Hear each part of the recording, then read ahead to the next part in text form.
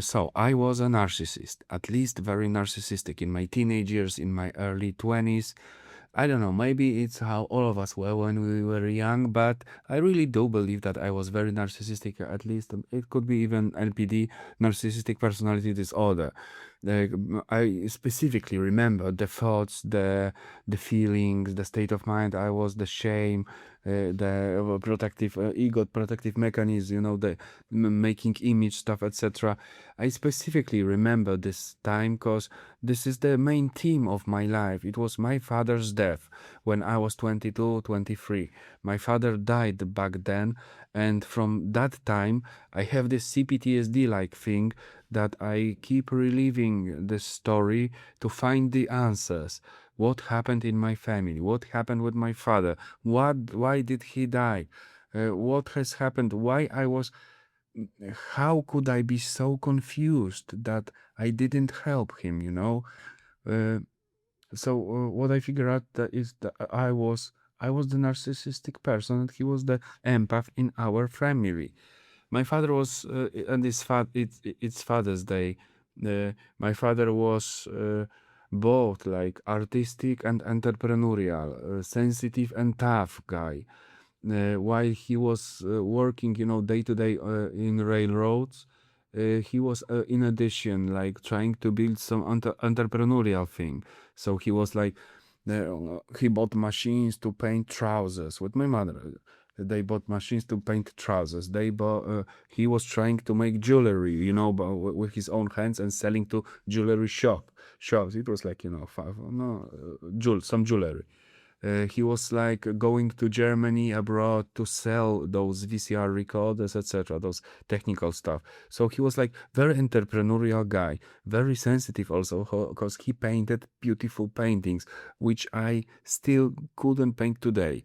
He taught me how to play chess, how to draw, horses, animals. So. Uh, um, he showed me music because and I started playing guitar back then. So and I come from like small town in Poland, Europe, post-European, post-communist country, small town, 35,000 people.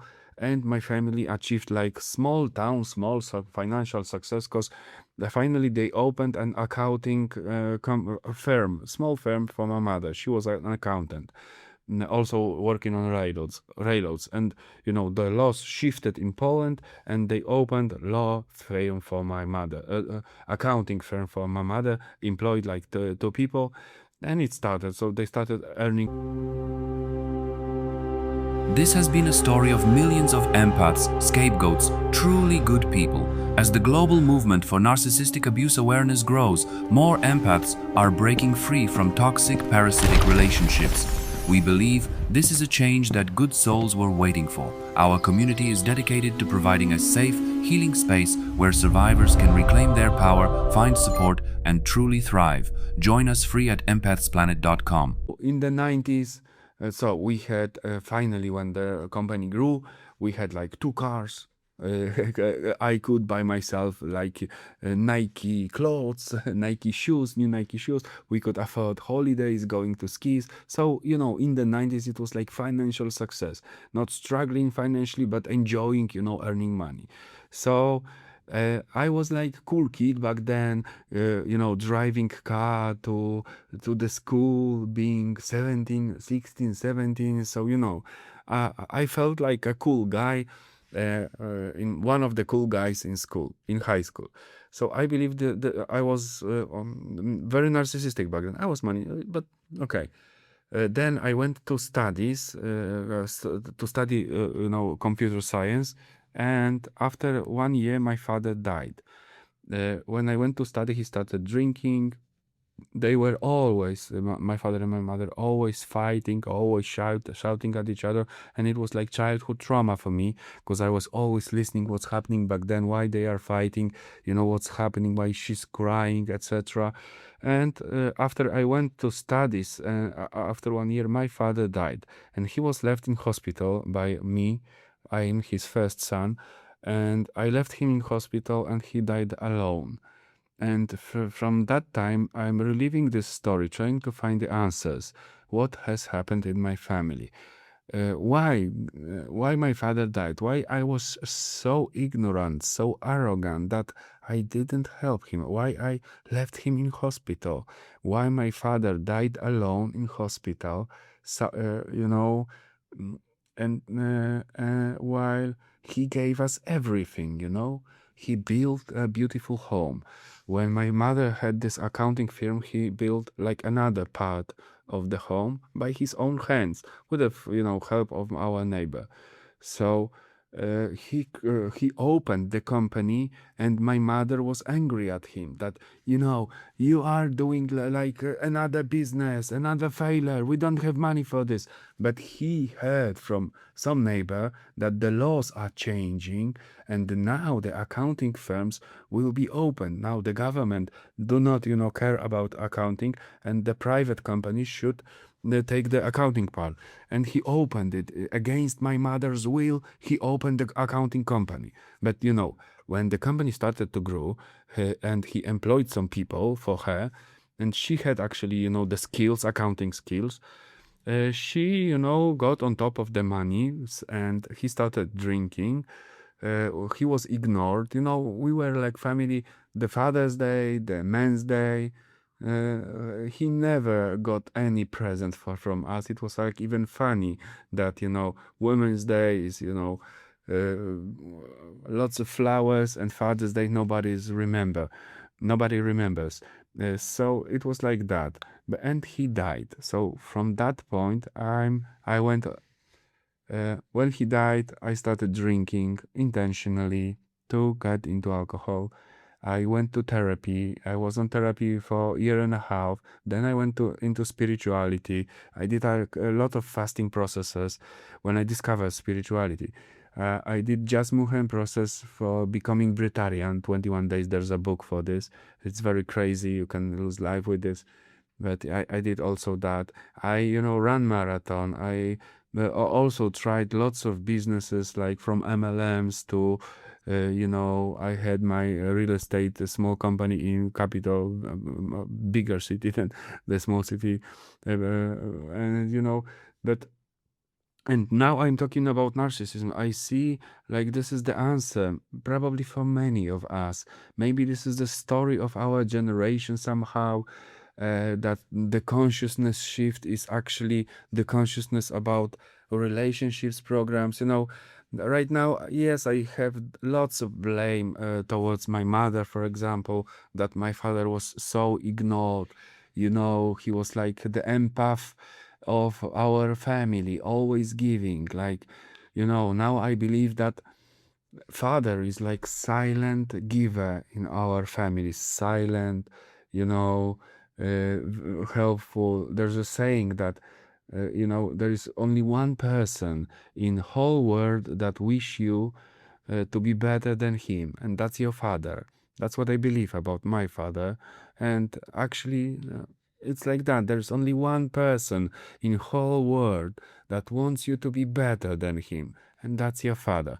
This is how it is for us men. I don't know how about you. How about women, for example? Maybe it's your mother, but for me, it was my father. When he died, my life totally changed. But I discovered spirituality, for example. I discovered entrepreneurship. I discovered lots and lots of things, and still on the journey, like right now, talking about narcissism in the internet, actually about systemic narcissism. uh, why it was like that, such a wonderful person was so ignored by his family, by me, by his first son, left alone in hospital to die. uh, mm, I'm still looking for the answers. I have lots of answers. Just for myself, for example, like what to do being a narcissist. Therapy helps, after his death, I went to therapy. I was crying, shouting, talking everything, every single detail, just to get the answers. So it was like very emotional therapy. Sometimes they even like took me for 7 weeks to closed therapy, because they saw that I have lots of feelings in this, and the advice for people, I remember the shame when I was narcissistic. I remember the shame. I remember the deception.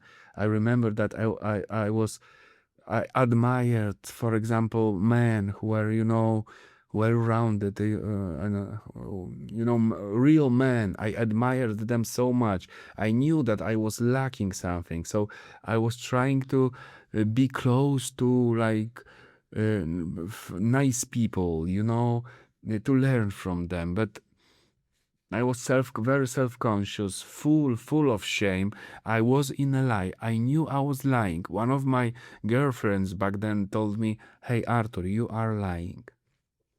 And she said, and I loved her back then. So I was, thinking about that. Why did she say that I'm lying? With what with what am I lying? With what? And what she meant is that I'm pretending to be cooler than I am actually, etc. Maybe this is the story of, I don't know. I'm still looking for the answers.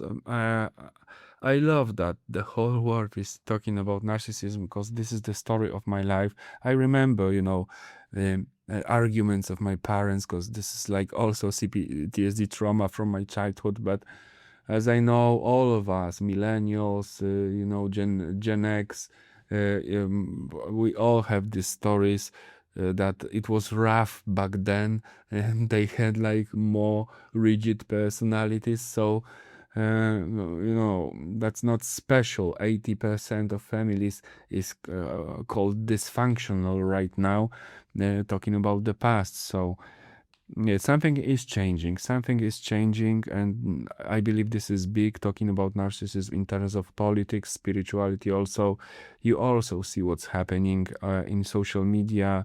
Why it is so hard right now with any interactions. Actually, it is so hard.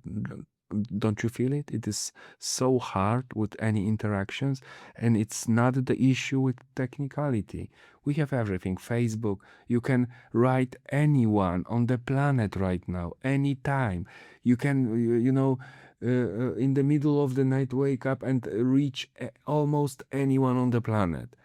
So what's happening with relationships? I believe that, the talk about narcissism is very important. See you guys on the channel. This has been a story of millions of empaths, scapegoats, truly good people. As the global movement for narcissistic abuse awareness grows, more empaths are breaking free from toxic, parasitic relationships. We believe this is a change that good souls were waiting for. Our community is dedicated to providing a safe, healing space where survivors can reclaim their power, find support, and truly thrive. Join us free at empathsplanet.com.